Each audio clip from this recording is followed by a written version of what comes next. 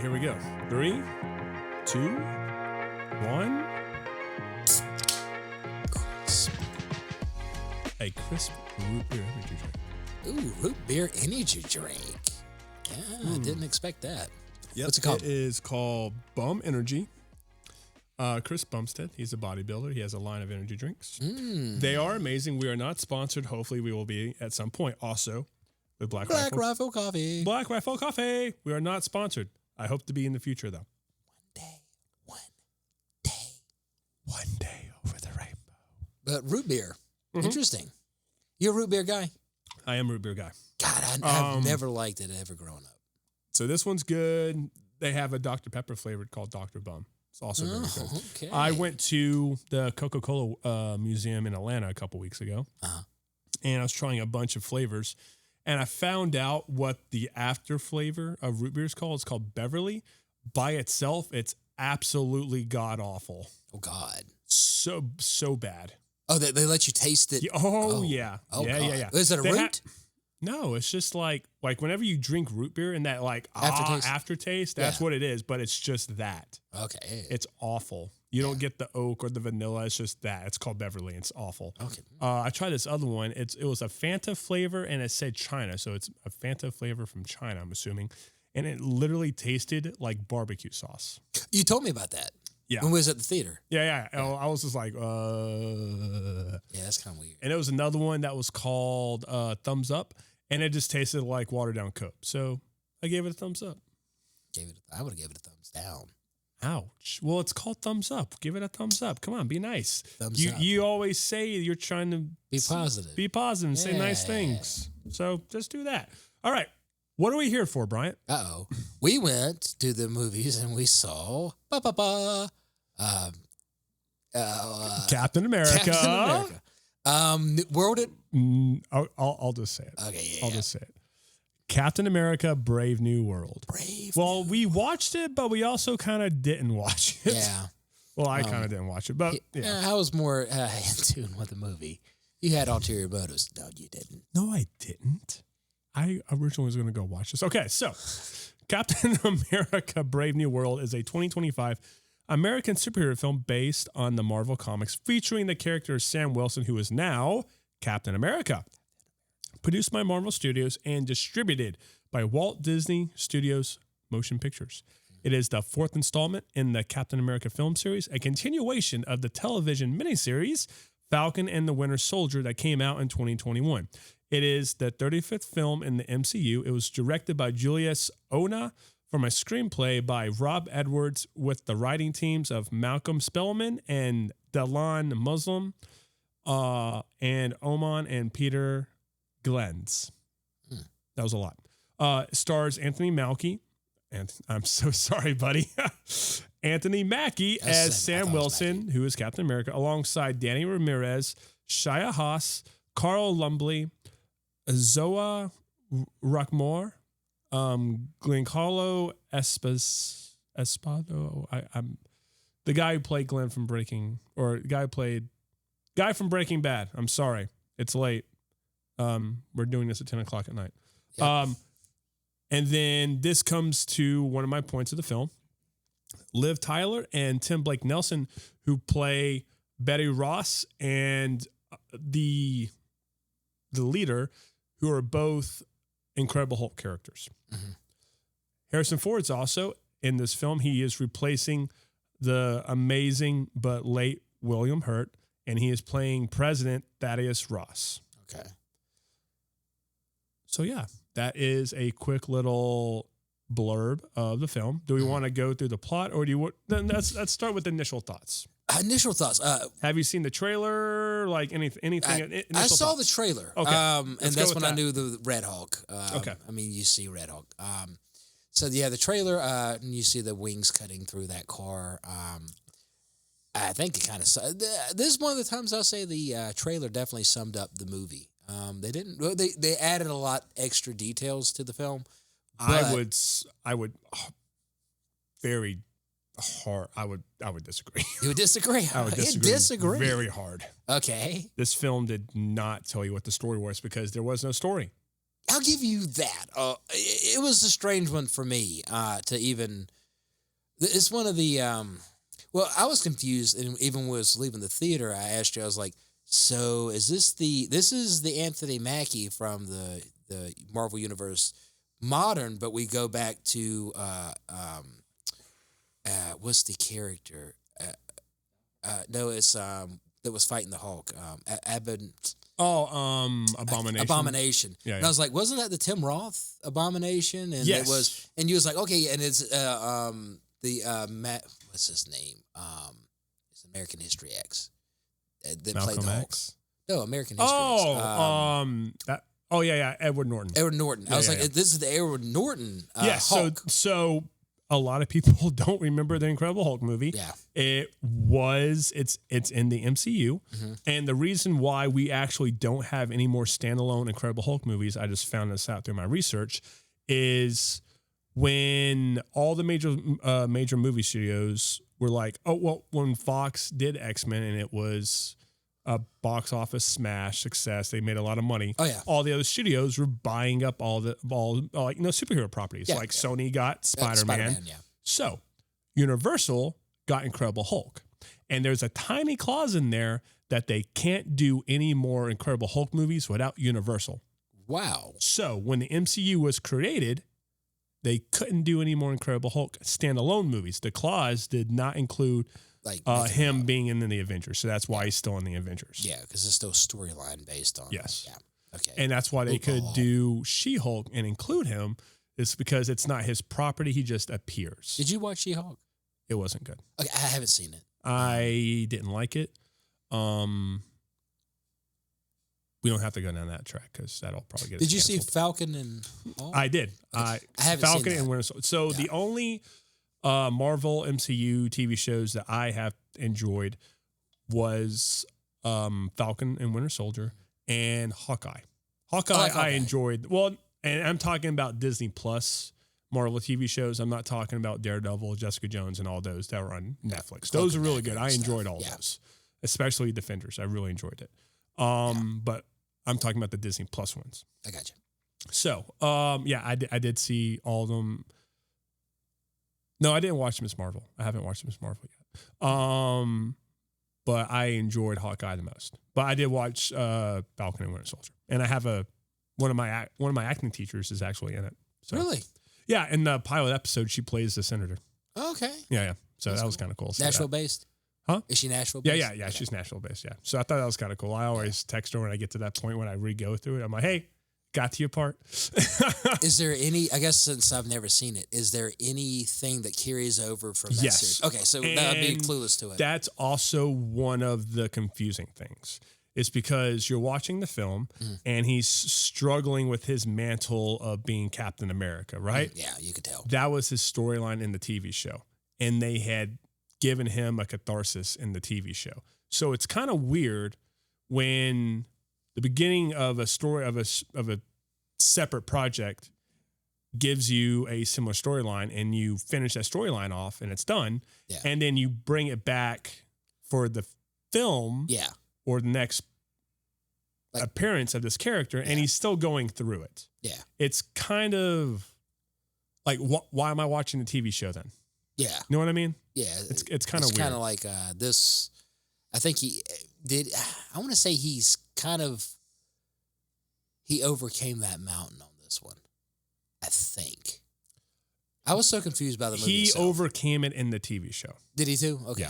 Yeah. And that's what I'm saying. So it's kind of like they didn't. They're copying the same storyline in a way from the TV show to the film. But they're doing the same storyline. Yeah. Does that make sense now? It does, yeah. Okay. My bad. I got to watch it because it'd probably make more. I think for me, I was so lost in that whole thing because I was like, maybe. And then when the Hulk thing happened, I was like, hey, man, is this the. Because I noticed Abomination. I was like, I mean, Tim Roth's one of probably my top favorite actors. So I was like, I kind of think. I mean, I'm not always watching all the Marvel movies. So I was like, hey, man, is this the Edward Norton? And he was like, oh, yeah. And I was like, to me, that threw me off big time. I was like, okay, because Homeboy's now the Hulk. Mark Ruffalo. Yeah, Mark Ruffalo. So the background on that is supposedly Edward Norton wanted a lot more creative control over his character when they were doing the Avengers. Yeah. Which is totally fine. It's totally valid for an actor. However, when you're a part of a massive ensemble like that, you sort of probably have to sacrifice some of that. Yeah. And I'm assuming he was unwilling to do that. And so then they just fired him. And then they hired Mark Ruffalo. Yeah. Yeah. So I can see that. I know in American History X, he fought. I think he had the final cut in the final. I have no idea. Have you ever seen? Yeah. I've seen it, but I don't know the history behind that. Oh, I don't know. That's probably one of my top 10 favorite movies, and I don't think you know that. For me, it's just the struggle, and I don't mean to go off topic a little bit, but for that. When that film did come to, when I saw it, I was like, dude, this dude he becomes the opposite of what he was. And I love that. That's probably one of my favorite. Yeah, I've seen the movie and I've watched it. Like, he's a neo-Nazi, and then towards the end, he completely realizes switches the everything. script. Yeah, and there's still drama at the end that's still folded from his And there's a life. lot of great character actors that are just peppered in that film. Like, you got Avery Brooks, Cisco from Star Trek. You got Edward Furlong. Edward Furlong. From Terminator. You even have the dad from Boy Meets World as the racist dad. Yep, you in do. the flashbacks. Yeah, and his best friend, I remember him from My Name Is Earl. I can't think of. That guy. And then you also have the love interest chick from Waterboy, and the chick from I think it's The Craft is the girlfriend. It's the same girl. So I'm talking about. Okay, same girl. But yeah, anyway, okay, so we digress. Yeah. So for me, I mean, when I was back like, to back to initial thoughts of the film. Man, I was more confused. I think because I'm seeing this timeline happen from like a movie that I haven't seen since like 2003. I want to say, and then I was like, Mark Ruffalo character should be the Hulk. Well, it came out in 2008. 2008. The Incredible Hulk movie we're talking about. Yeah, I'm confused. So it's weird. So it's a hodgepodge of a lot of different MCU movies. So yes, it's a Captain America movie. It's really a Incredible Hulk sequel because you're mainly dealing with Incredible Hulk villains. Yeah. The leader, Incredible Hulk villain. Red Hulk, obviously a villain, Incredible Hulk villain. Yeah. Betty Ross. You're dealing with the consequences somewhat of that film. Yeah. And you don't have Incredible Hulk in there whatsoever. Yeah. So I don't know if it's because Mark Ruffalo was unavailable at the time or what was going on. They might have just liked the story. The movie was also littered, and you can see it in the research, was littered with reshoots. Really? Yes. Okay. They had a lot of reshoots for this film. Okay. So initial thoughts off. So yeah, it's kind of weird, and like I like the fact that Anthony Mackie's Sam Wilson character is deciding to not take the super soldier serum. Yeah, I'm okay with that. I think it's kind of weird though that he has a hodgepodge of powers from all the Avengers in a way. Yeah, like he has Wakandan powered armor wings now. Okay, that's cool.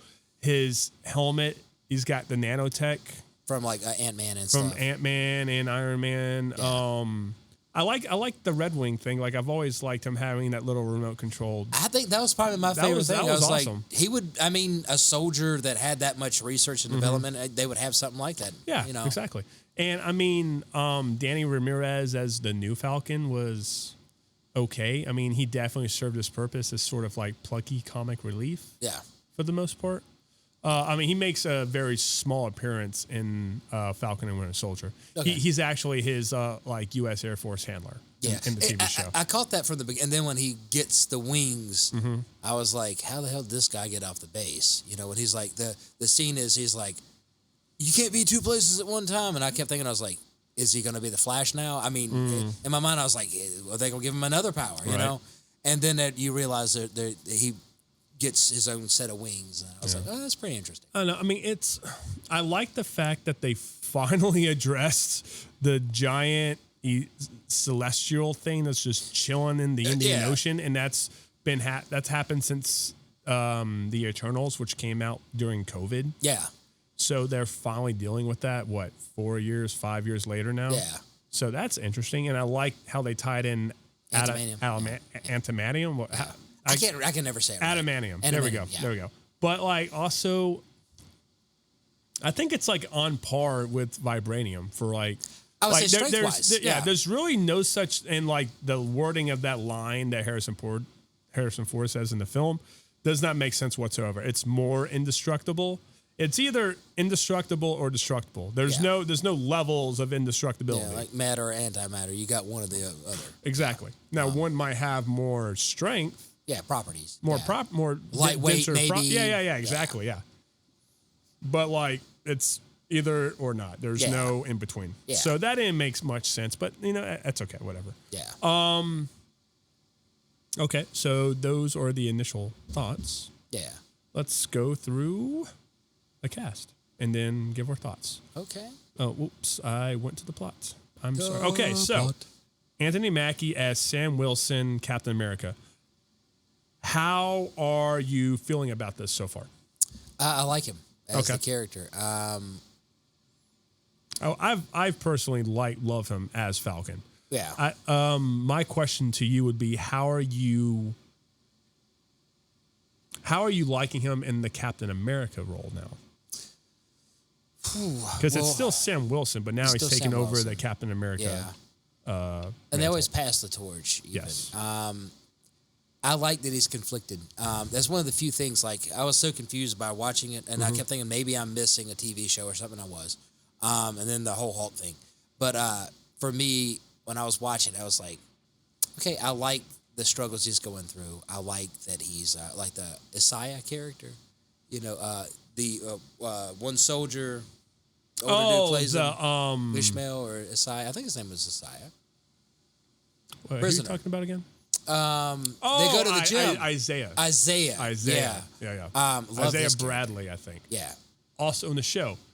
Storyline also carried over from the show. Oh, okay. So there's still more I missed. Yep. I got you. Yep. So and I think they like gave it to you pretty clearly in the film. So they actually did successfully recreate Captain America, but he was black. And it was Isaiah Bradley. And I think in the film it said he fought in the Korean War. Yeah. Well, you can't have and especially with the times, you can't have a black Captain America. Yeah. Because of 1950s socio-political, all that bullshit. So they hid him away, pretended he never existed. Yeah. Where in fact they did have two Captain Americas. So that's basically his storyline in a nutshell. I got you. Yeah. His storyline, his conflict, how he comes into it. Yeah. Because in the show, Anthony Mackie was like, I don't know if I should be. Like, I should be Captain America. I should, be this shining example. And Isaiah Bradley basically goes, You think Steve Rogers was that example? Yeah. This is what happened to me. Yeah. Like, blah, blah, blah, blah kind of stuff. And then they finally have that even telling them in a way, show. he gave you the shield for a reason. Yeah. I mean, when somebody's going to pass the torch down to you, it doesn't mean any other thing than you are ready for that role. Yeah. I mean, the only thing when you're being passed the torch, it's not really about your physical ability. Yeah. It's about your character as a person. Yeah. Like he didn't need the serum as a person, as a soldier, as a hero. Yeah. You know? Like he kept comparing himself, how many alien invasions did Steve take on? It's like, that one guy was like, well, I mean, you can't compare yourself to Steve. Yeah. Oh, Bucky? Yeah. Yeah. Yeah. Steve's best friend. Yeah. Steve's best friend. Who also had the serum. Yeah. True. Super soldier as well. Russian-based serum, but whatever. All right. So, what did you like? Is the lady in it that's part of the Black Widow squad? Is she in? I'm trying to find her name. Okay, here we go. So Shiara Haas or Haas as Ruth Bat-Seraph, a Israeli former Black Widow who serves as President Thaddeus Ross's security advisor. Was she in the show? No, she was not. Okay. She was a new character. Described her character as a great part of the tapestry of the film's paranoia thriller story. She is seen briefly wearing a suit that resembles the comic book character's white and blue costume. Oh, so I guess she is from the like the from the comic books. Yeah. Yeah. Okay, that's interesting. Okay, I didn't know that. I did not know that. Let's see. We got Carl Lumbly as Isaiah Bradley, a African-American Korean War veteran and super soldier in prison and experimented on for 30 years. Let's see. I'm trying to find like more. We got Betty Ross that came back for a cameo. Tim Blake Nelson. Okay, so here are my questions for you. Actually, how did you feel about Tim Blake Nelson, who played the leader? Mm-hmm. And how did you think about Harrison Ford taking over for William Hurt? Those are probably my two big questions for you, besides Anthony Mackie, at least in the acting and actor arena. I'm a Harrison Ford fan. Okay. So I think he's like one of these legacy actors. He can become any character you need him to be. I think especially I don't think he's going to take a role unless he really wants it. Yeah. So I liked his character. I like that he took over for William Hurt. Yeah. I think they found a great replacement in a way. Mm-hmm. Now, which one? Blake? You said Blake. Tim Blake Nelson. He plays the leader, the guy with the messed up head. Oh, okay. Right when you were saying that, I was like the villain, basically. Man, I did not like him at all. Really? Yeah. I guess I don't know the canon of it, but I was like, man, I thought the villain would be Red Hulk from the trailer. I didn't think that it'd be this. And that also goes back to my problem with the misleading of the trailer. Yeah. With my initial thoughts is the trailer doesn't tell you what the movie is at all. Yeah. Because the movie doesn't know what it is either. Yeah. I think for me, I understood more from watching the trailer than watching the movie. If that makes any sense. It makes a little sense. Like, yeah. I'm understanding what you're talking about. Yeah. The thing is the movie is trying to be too many things. Way too many. At one time. Like, it's trying to be an Incredible Hulk sequel. It's trying to be a Captain America sequel. Trying to be its own storyline. It's also trying to, in a weird way, it's also trying to be an Avengers movie. Yeah, because they're bringing back. They're trying to bring it back. It's trying to be a political intrigue movie where it just doesn't sit right. Yeah.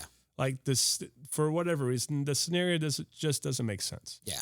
Like, it's the biggest competitor for the celestial thing in the Indian Ocean, because it's technically in international waters. Mm-hmm. Honestly, would not be Japan. It would actually be China. But if you made China the aggressor, you just lost a lot of cash. Yeah. There goes a bunch of your box office gross. So we're just going to make it Japan. Yeah. So there's a little thing right there that doesn't quite make sense, but that's okay. So, I mean, it was trying to, from my point of view, it seemed like it was trying to be like Winter Soldier 2.0, but it didn't work. And the pacing on it was very off. Like, because if you compare it to Winter Soldier has you at a steady pace, and then it starts to gradually build up. And it is a slow burn of a film also, but it gives you a great payoff. Yeah. This one doesn't really give you a great payoff. It doesn't. And I'm going to say this here. I'm kind of tired of superhero films. I think they're done now. You know, it's like Iron Man came out, and then we had all these other little, like the Spider-Man, and then you had, and it was cool, but then it's like, it feels like when you were saying that it was like the 23rd film, 35th. Yeah. I was like, man, I forgot there's that many that we've seen, So for me, I feel like this film was more of like a filler, because it feels like when I was watching it, so I was like, either the writers are like, we don't know what to come up with. We just got it. It's almost like we're forced to come out with something, And then you're looking at like, what is it, Feige? He's got all Kevin these Feige. things. He's like, his name is in everything. And I think it's kind of like, let's force feed these people just something. This is just one of the bad examples of like, honestly, I just feel like they've had a hard time trying to get a good consistency going after Endgame. Yeah, I agree. To be honest, like Infinity War is when they come out with that. I can see. I love Infinity War and I love Endgame. Yeah. I just, some of these things that, like I said, I think this feels like every TV show, when you get to that filler episode, you're like, okay, they just had to create something to just pass the time by, because the studio might say, hey, you need 28 episodes. Okay, let's just get 2 of them, just put something together just to get them out there. Well, I'm not going to lie. I don't know how everyone else felt after Endgame, if everyone was like super excited to see what was going on, or if they're just like, okay, cool, well, let's move on to something else. I honestly, I was so invested in it. Like, I want to see what the world is post Endgame now. And they did give us that. They did. Yeah. And it was very hit or miss. Like, I'm not the biggest fan of WandaVision. I watched it. It's okay. It's all right. They brought in that sword organization, which is a thing, but like, I don't personally know anything about it. I always have known about S.H.I.E.L.D. It would have been nice for them to bring in sword, or at least mention swords somewhere before that. I didn't know there was a sword. Well, you haven't seen WandaVision, so that's how you don't know. It's the first appearance of it. It's like the space-based version of S.H.I.E.L.D. Okay. To be honest with you, what I was most intrigued with going into post-Endgame was the storyline that was lingering with Falcon and the Winter Soldier, because Steve has given him the shield. Oh, I want to see what happens. I want to see how Peter Parker deals with a world without Iron Man. I wanted to see that. I got to see that. Yeah. I kind of wanted to see what was going to happen with Hawkeye, because he is effectively retired. True. Yeah. So like, I was very interested in certain character storylines after Endgame, but not all of them, which is totally fine, because I'm sure there are people who are interested in the other characters and not the ones that I was, and you'll want to see what happened to them afterward, which is again totally fine. Yeah, it's just kind of per choice. Yeah. So I get what you're saying. Yeah. I just feel like it was like, let's put this together as a filler. We just got to throw something out there. Well, I mean, and that's the thing, is like, they told the story of Sam Wilson struggling with the mantle of Captain America in the miniseries. Yeah. Well, so, I haven't seen it, but and that's okay. Yeah. With this movie, they should have moved on from that. Yeah, I definitely think, knowing that now, yeah. Because in the beginning, in the cold open with him, he seemed like 100%, yeah, I'm Captain America now. And then as you're watching the film, he starts being like, I don't know, or should I, or was this the right call? Yeah. Like, you've already had, like, I get it, in real life, we make a decision, we always look back on it and start questioning it. Without a doubt. I get it. But for the sake of storytelling and movie making, you just need to move on from that. And let's move on to him being Captain America, accepting he's Captain America, not questioning it anymore, and let's get the job done. Yeah, definitely. Now, when it comes to villains, I will be the first to admit I am not very well versed on MCU villains. However, I like the idea of what they did with making Ross president and wanting to turn him into Red Hulk. Great idea.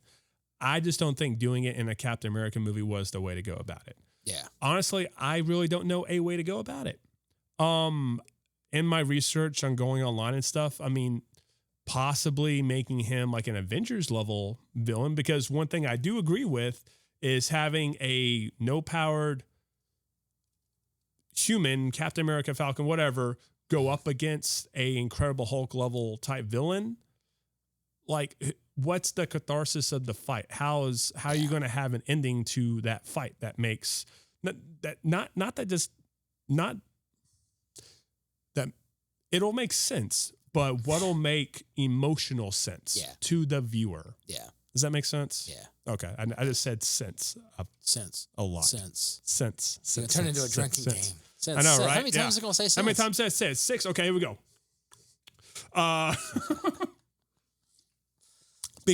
And give you an emotional payoff. Yeah.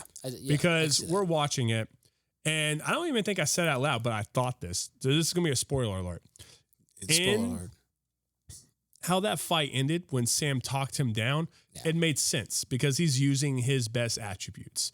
He's a counselor. Yeah. Right? Totally get it. It works. Would have been better if Betty did it. I kept waiting for her, and she only comes in at the... She comes in the post-credit scene, which, I mean, okay, cool. But it just would have made more sense if Betty did that. Yeah. And if Sam used his counseling skills, because it's already mentioned through the film that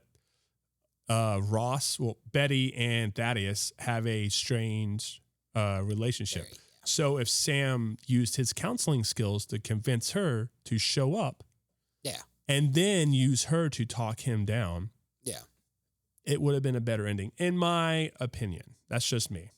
When I was watching that scene, I kept thinking they're going to do the, Justice League, where Lois Lane just shows up to talk Superman down. Well, I was just thinking they're going to knock it off. That's essentially what I'm talking about with Betty Ross. Bring in the big guns, you know? Yeah. Yeah.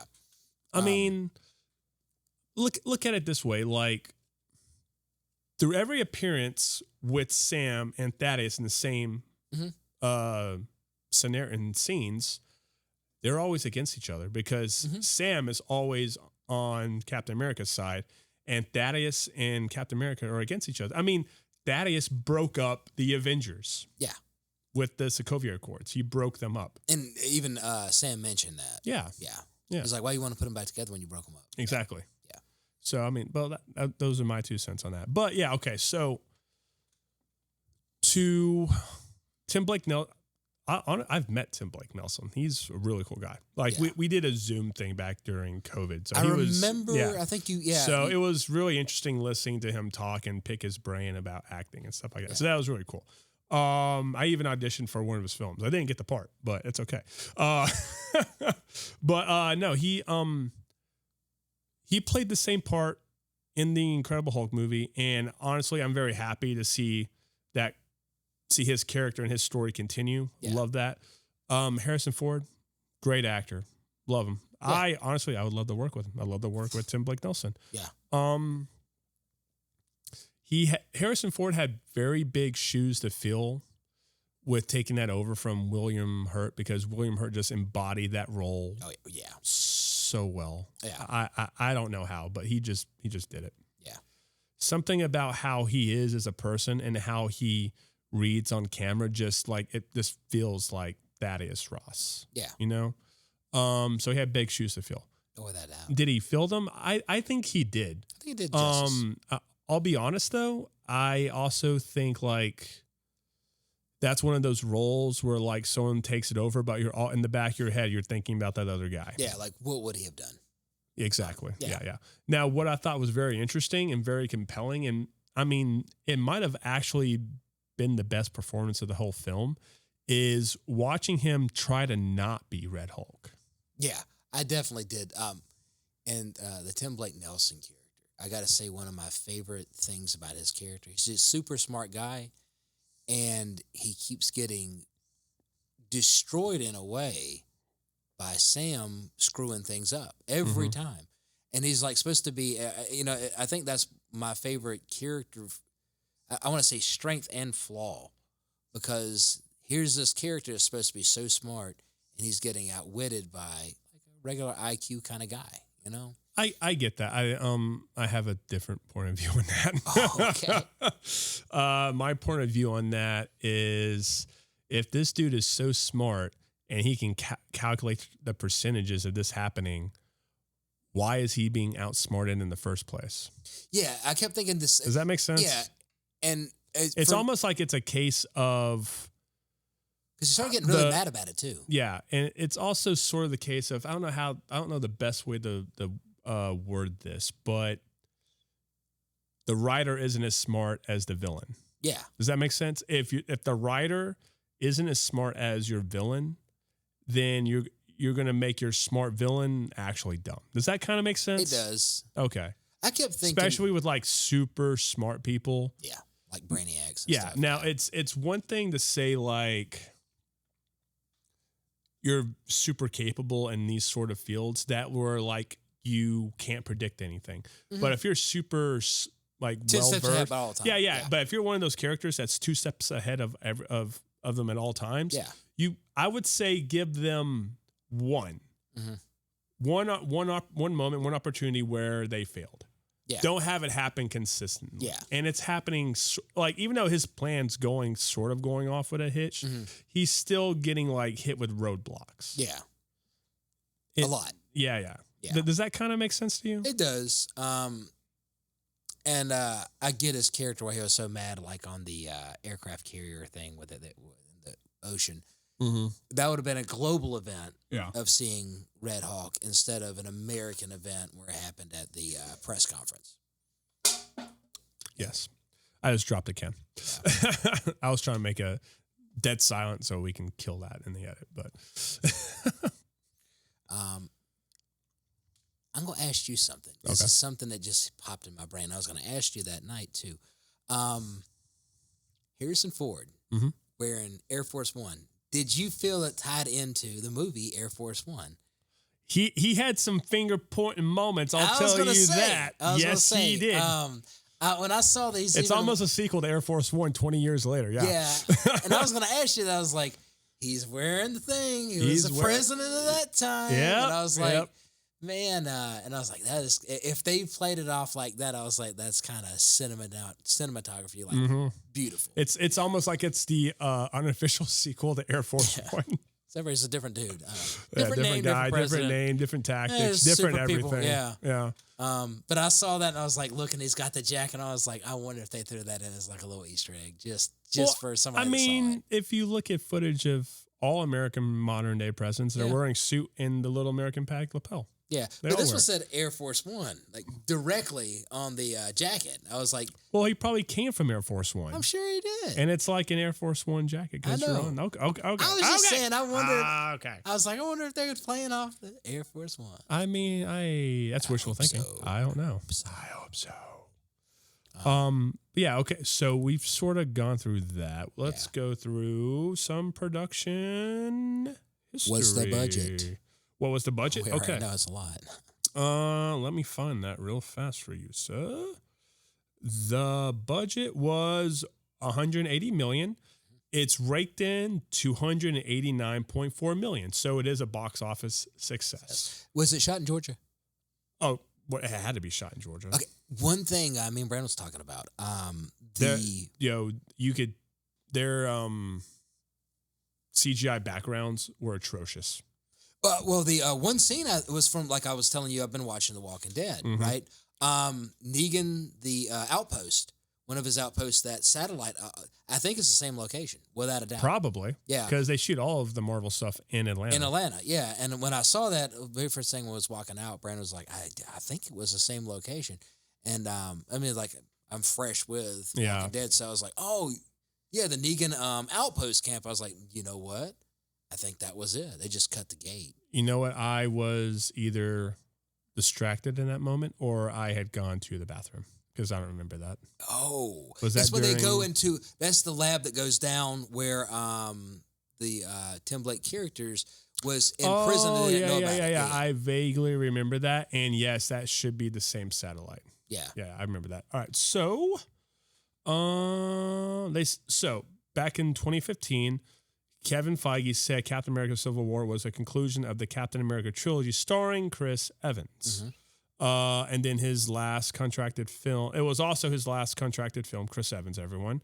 And that he would be open to extending his contract beyond that, which obviously he did, Infinity War and Endgame. Yeah.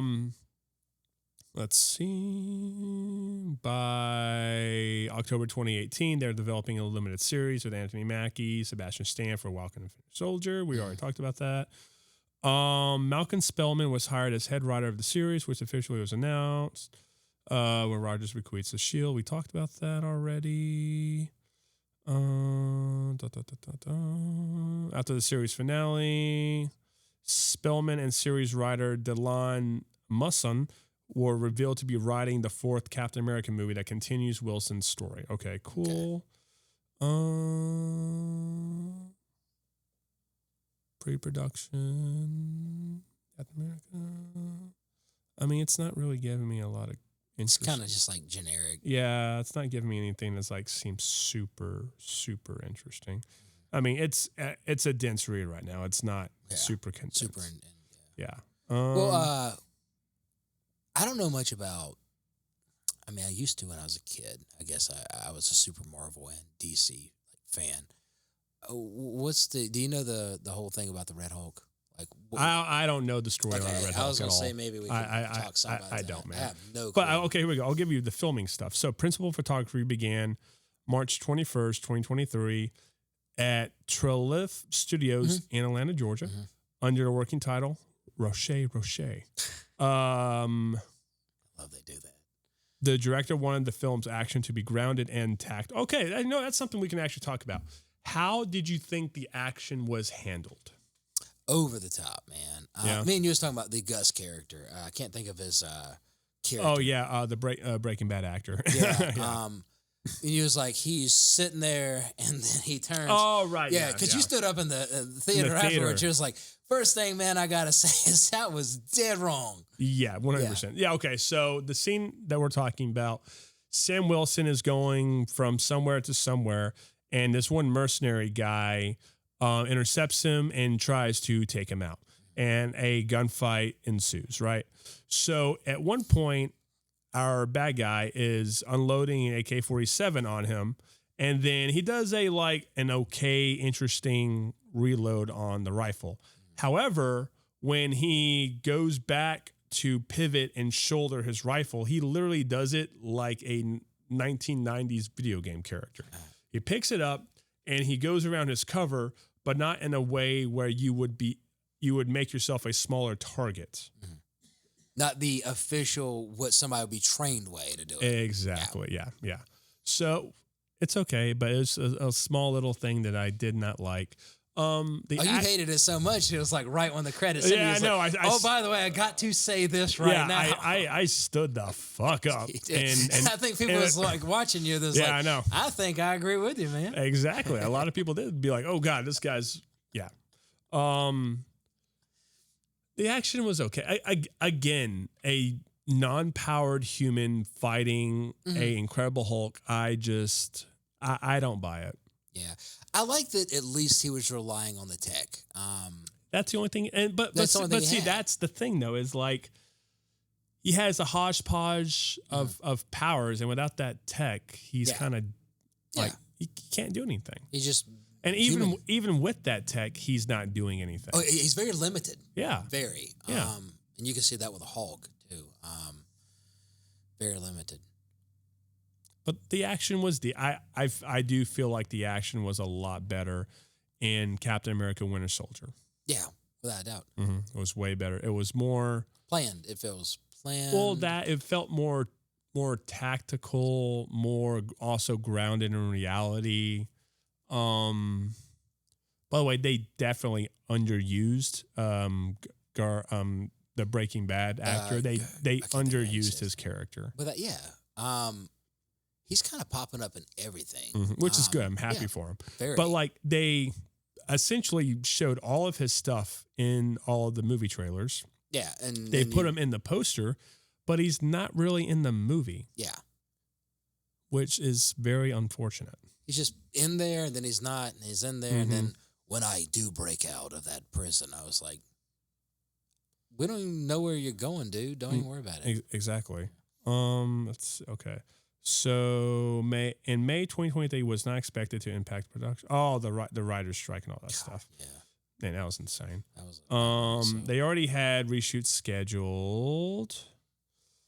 They announced a new title. Ooh, the new title was Captain America: Brave New World. I wonder what the original title was. Ooh. Brave New World just feels like,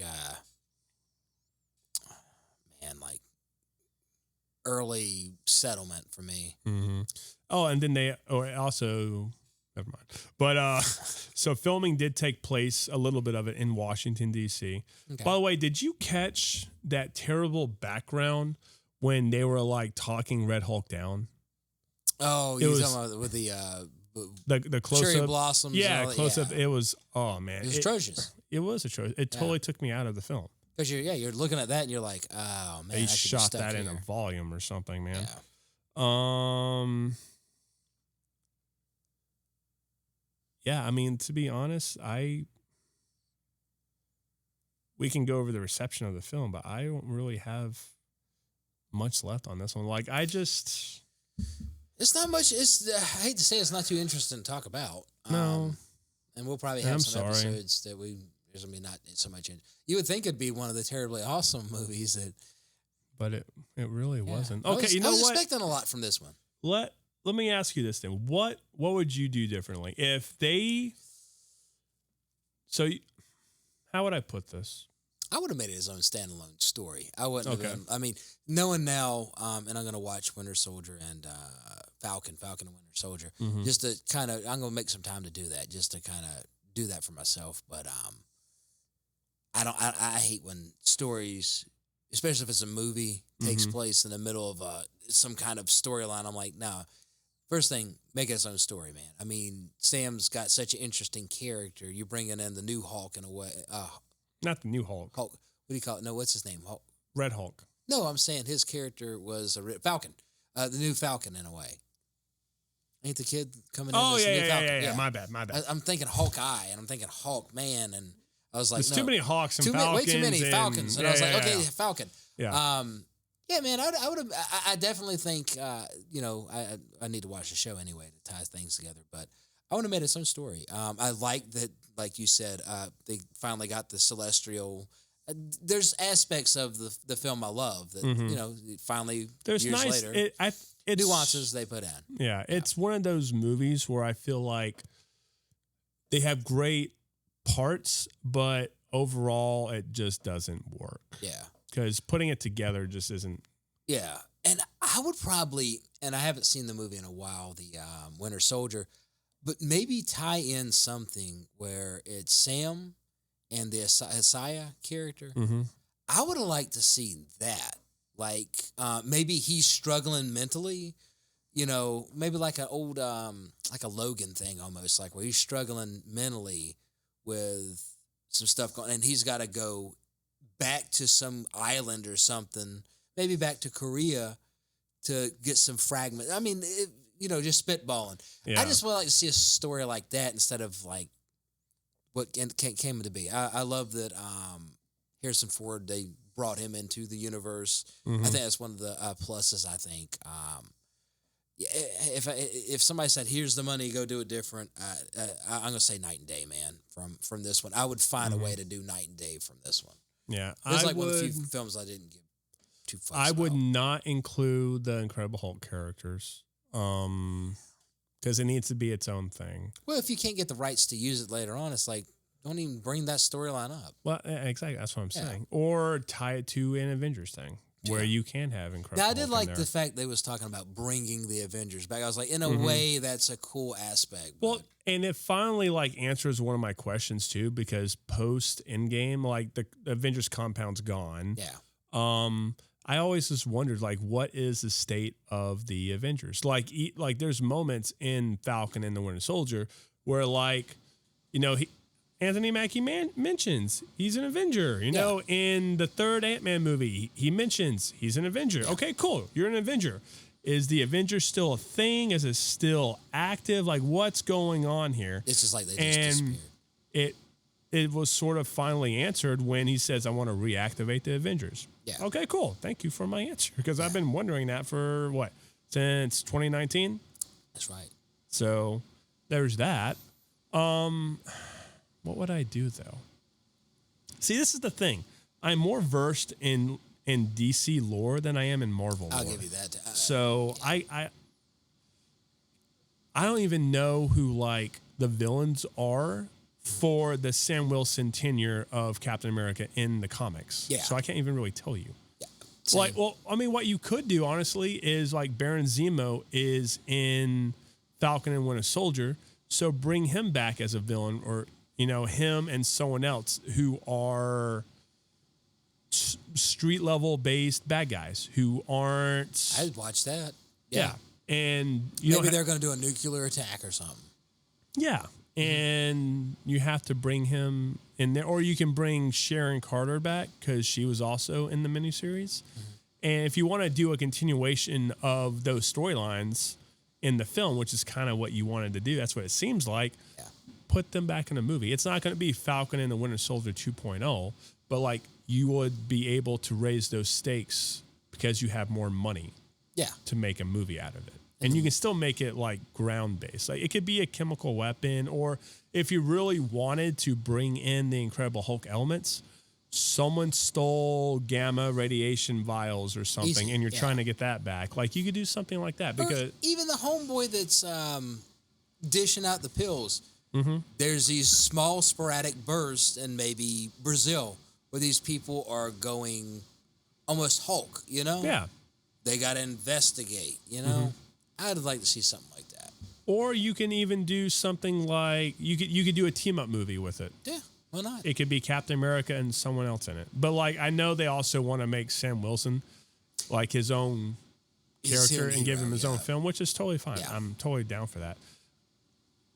I mean that's just kind of what I would do in a nutshell. Like that's not a whole lot of information, but you know. I mean, it's one of the ones that usually, like when we talk about this segment, I'm usually excited about it. Oh man, how would I do this different? Yeah. This is just one of the ones I was like, I don't know how. I knew that we'd be talking about it. I'm like, well, how would I do this different? Yeah.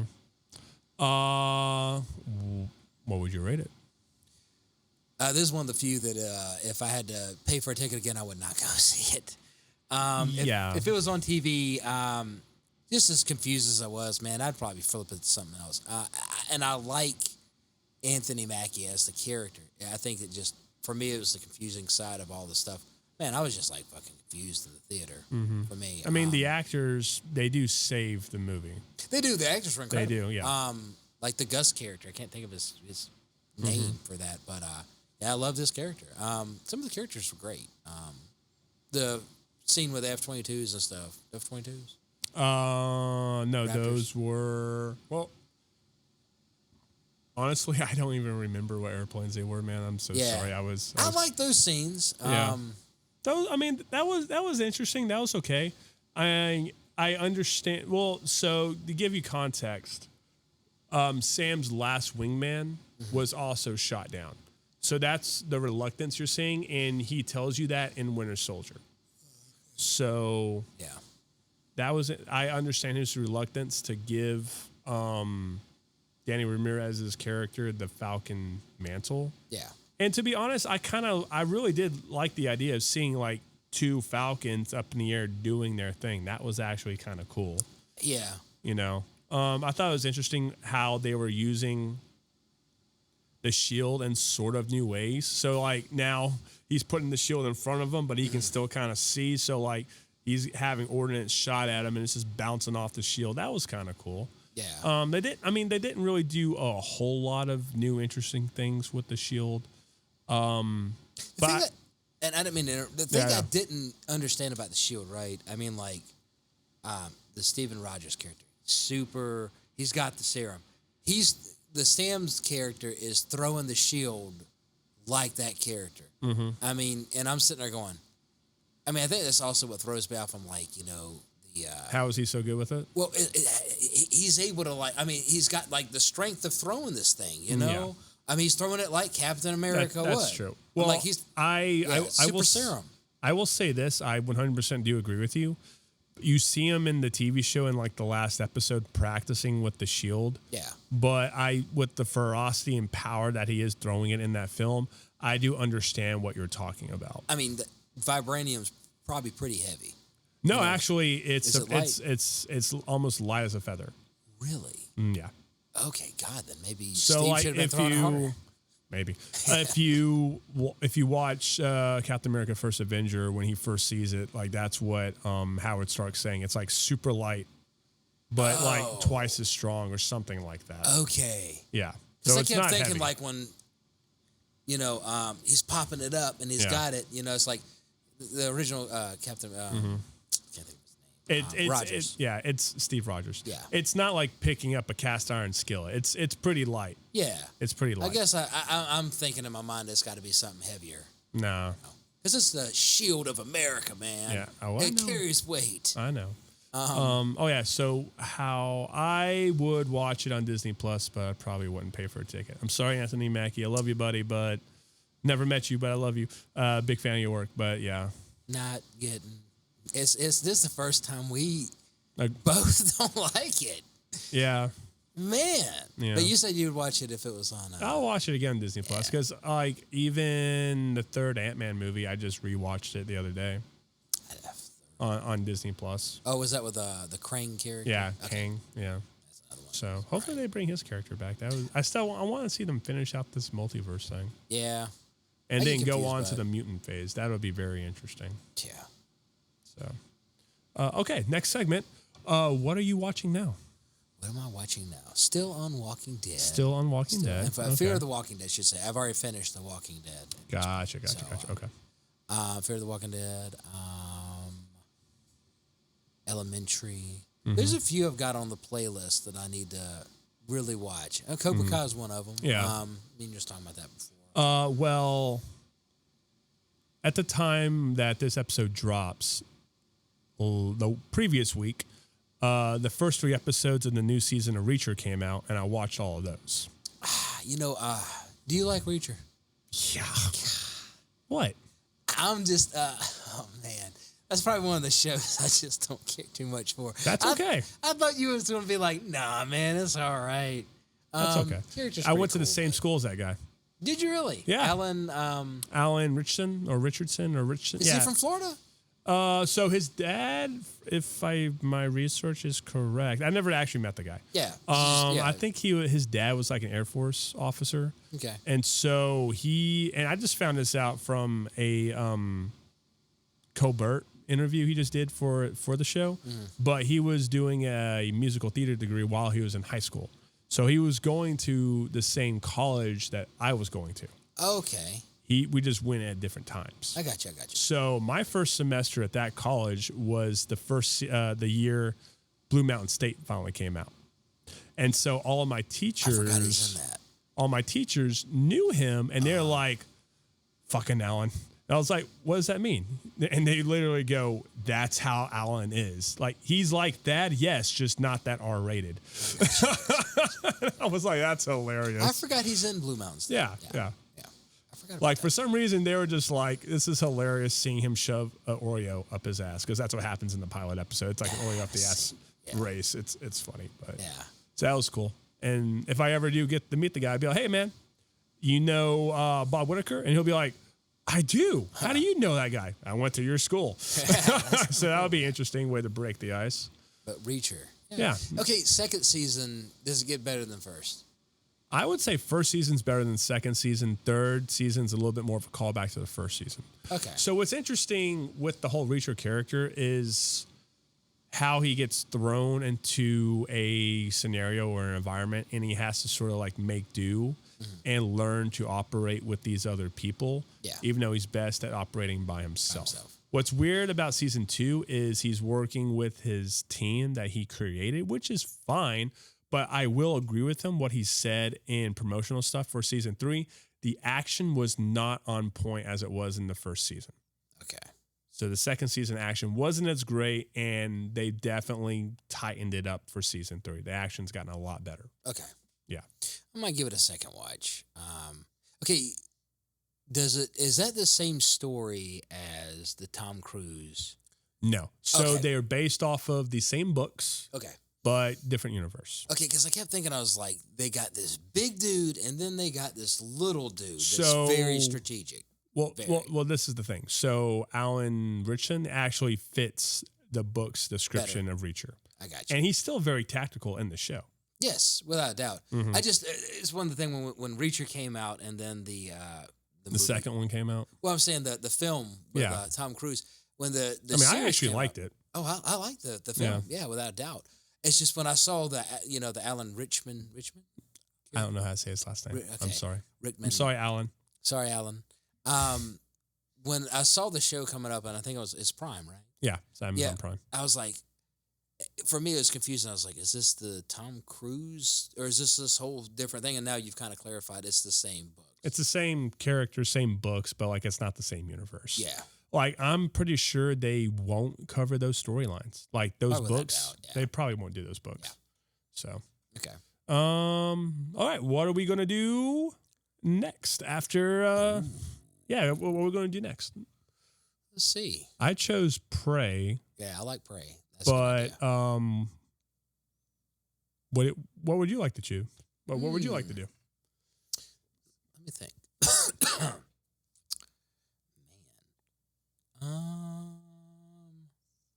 Movie wise. Mm-hmm. What? A poll. We can't do polls. We're not doing polls. At least not right now. Yeah, we should though one day be able to ask, hey, what do y'all want us to watch? Yeah. Once we get big enough and have a big enough following, we'll start doing some polls. Let me do this. I'm gonna go to my IMDb watch list. All right. Because my brain is fried. Well, okay. Well, let me ask you this. I know my brain is fried too. Okay. Do we want to do a newer movie or do we want to do a older movie?